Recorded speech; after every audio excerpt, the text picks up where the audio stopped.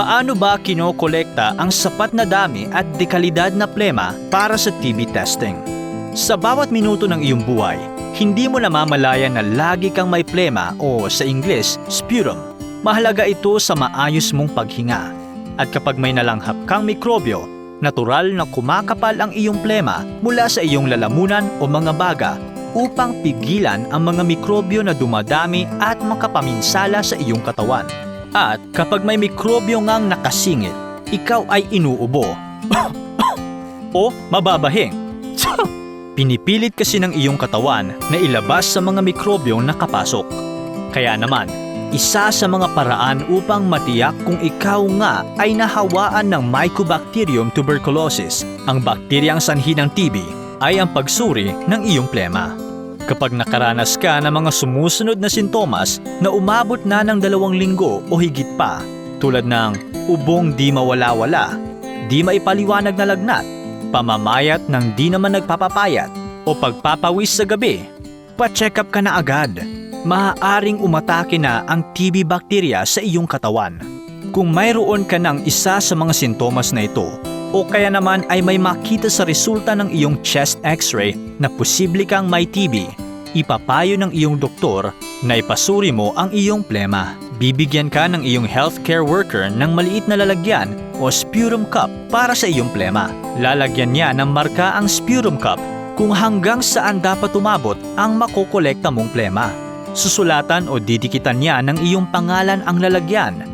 Ipapaliwanag niya sa iyo kung bakit mahalaga at paano ang pagkolekta ng sapat at dekalidad na plema. Paano ba kinokolekta ang sapat na dami at dekalidad na plema para sa TB testing? Mas okay kung gagawin mo ang pagkolekta ng iyong plema sa umaga, pagkagising, bago kumain o bago magsipilyo. Kung ikaw naman ay hingan ng sample ng plema sa health center o clinic, pumunta lang sa sputum collection area kung saan walang ibang mga tao para makaiwas sa panghahawa sa iba kung sakali mang talagang may sakit ka ng TB. Sundin ang mga sumusunod para sa maayos na pagkolekta ng iyong plema. Magmumog ng tubig at siguraduhing walang tirang pagkain o iba pang laman ng iyong bibig. Ihanda at buksan ang lalagyan o sputum cup.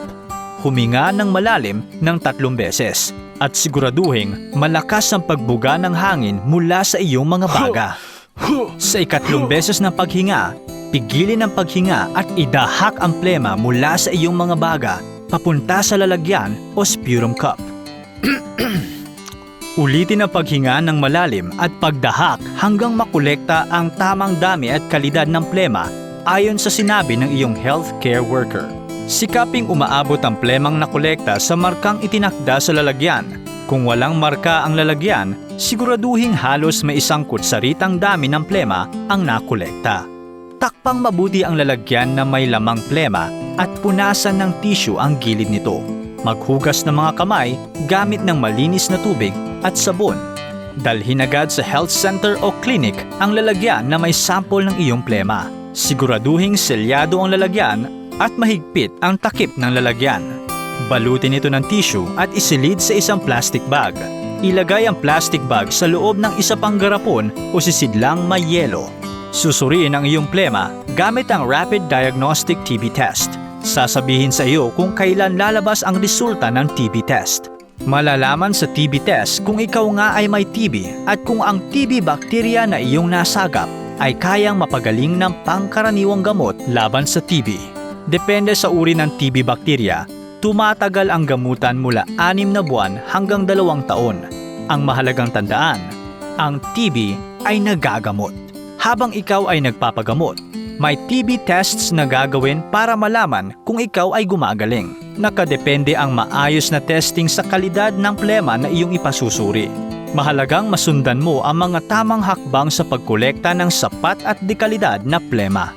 Bahagi ng iyong paglalakbay sa pagiging TB-free ang tamang pagkolekta ng iyong plema. Kaya, dahak na!